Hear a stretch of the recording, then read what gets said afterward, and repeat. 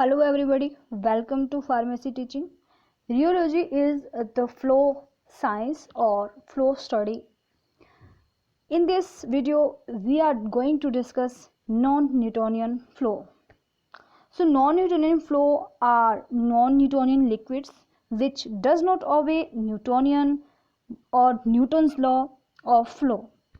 Or the another definition is, in a simple way, liquids whose viscosity will change upon application of shear stress known as non-Newtonian flow and non-Newtonian liquids. यहाँ पर जो है सबसे पहले बात करते हैं नॉन न्यूटोनियन फ्लो की. नॉन न्यूटोनियन फ्लो वो फ्लो ऑफ लिक्विड्स होते हैं, वो लिक्विड्स होते हैं जो कि आपके न्यूटन्स लॉ को फॉलो नहीं करते, या हम ये कह सकते हैं कि वो लिक्विड जिनकी विस्कोसिटी चेंज हो जाती है जब हम उन पर shear स्ट्रेस अप्लाई करते हैं, उन्हें हम नॉन न्यूटोनियन फ्लो कहते हैं. इन अदर हैंड अगर हम न्यूटोनियन फ्लो की बात करते हैं, वो लिक्विड होते हैं जिनकी विस्कोसिटी रिमेन सेम रहती है shear स्ट्रेस अप्लाई करने पे ही. उनका जो ग्राफ होता है वो लीनियर ग्राफ जाता है.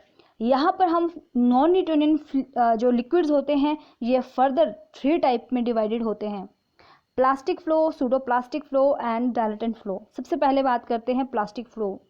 इसमें हम सबसे पहले डिस्कस करेंगे इसके एग्जांपल, उसके बाद इसका मैकेनिज्म, उसके बाद इसका जो ग्राफ आएगा और देन इसके इक्वेशन के बारे में बात करेंगे.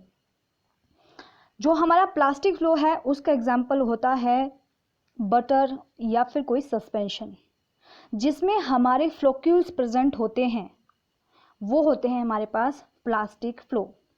फ्लोक्यूल्स क्या होते हैं? ये एग्रीगेट्स होते हैं, टाइट एग्रीगेट्स होते हैं जो आपस में अटैच होते हैं स्ट्रॉन्ग अट्रैक्टिव फोर्सेस के through. So floccules are aggregated particles. Now mechanism की बात करते हैं तो यहाँ पर जो हमारे पास फ्लोक्यूल्स है, दीज आर फ्लोक्यूल्स. किसी भी सस्पेंशन में, किसी भी लिक्विड में जो फ्लोक्यूल्स होते हैं वो आपस में अटैच होते हैं बहुत ज़्यादा फोर्स के साथ. इनकी जो फोर्स ऑफ अट्रैक्शन होती है बहुत ज़्यादा होती है आपस में. ये इनका जो फोर्स ऑफ अट्रैक्शन इतना ज़्यादा हाई होता है कि ये आपस में एग्रीगेट बना लेते हैं.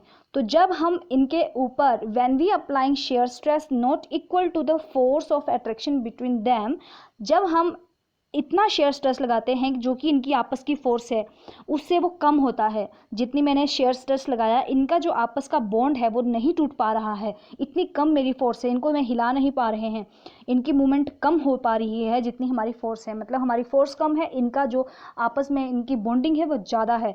तो हमारे पास जो पार्टिकल्स होंगे वो मूव होंगे लेकिन इतने ज़्यादा मूव नहीं होंगे. जो पार्टिकल्स है वो ट्राई करेंगे मूव अवे होने की एक दूसरे से, बट फ्लोक्यूल्स है वो ब्रेक नहीं हो पाते. इनकी हमको ये जो इनका बॉन्ड है, जो ये आपस में बॉन्ड ये अटैच है, इनकी जो अट्रैक्शन है, फोर्स ऑफ अट्रैक्शन है जिसके थ्रू ये अटैच हैं एक दूसरे से, इनको हमें ब्रेक करना होता है लेकिन ये ब्रेक नहीं हो पाते हैं. तो इनको ब्रेक करने के लिए हम क्या करते हैं, shear स्ट्रेस को इक्वली लगाना पड़ेगा हमारे को जितना इनका अट्रैक्शन है. So now when the shear stress is equal to the force of attraction between the floccules will break and they act as individual deflocculated particles. यहाँ पर जब हमारा जो shear स्ट्रेस होगा वो जब हमारा इनके जो फोर्सेस है, अट्रैक्शन फोर्सेस है, उनके इक्वल जब हो जाएगा तो हमारे ये जो फ्लोक्यूल्स हैं वो ब्रेक आउट हो जाएंगे. और ब्रेक आउट होके इस फॉर्म में इंडिविजुअल फ्लोक्यूल्स या फिर डिफ्लोक्यूल्स इनको बोलेंगे. जब ये इंडिविजुअल हो गए, इनके बीच में कोई बॉन्ड नहीं रहा और ये इंडिविजुअल हो गए, तो यहाँ पर ये बना देंगे डिफ्लोक्यूलेटेड. ये जो हमारे पास हमने पहले shear स्ट्रेस लगाया उसे कहेंगे कैपिटल F.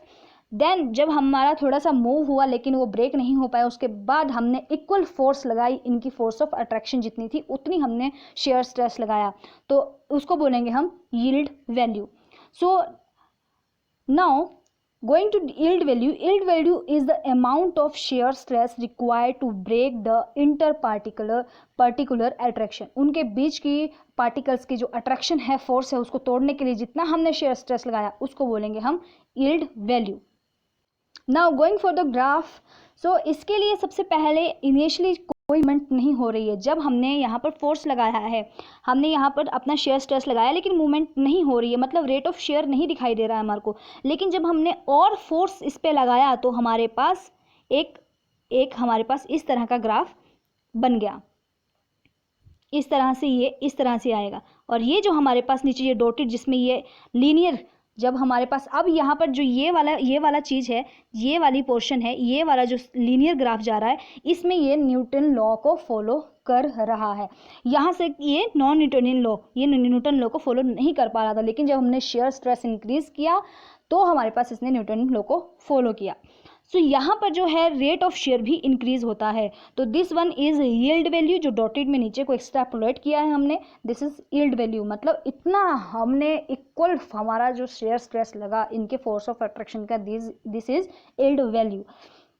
ग्राफ को एक्स और वाई में, एक्स पोजीशन में हमारा शेयर स्ट्रेस लगेगा और जो वाई पोजीशन है वो जी से इसको रिप्रेजेंट करेंगे रेट ऑफ शेयर को।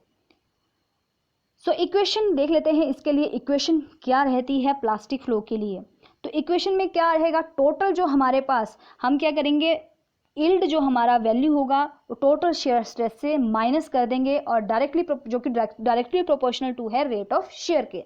तो यहाँ पर हमने रिप्रेजेंट किया है इक्वेशन को, एफ जो कि हमारे पास शेयर स्ट्रेस है, माइनस एफ मतलब कि yield value directly proportional to the G, मतलब कि रेट ऑफ शेयर। ना प्रोपोर्शनलिटी का साइन हटा के हमारे पास लग जाता है प्लास्टिक विस्कोसिटी इसके आगे, तो F minus F is equal to U and G. So I hope आपको वीडियो पसंद आई होगी और समझ आया होगा। Thank you so much, keep learning keep shining guys.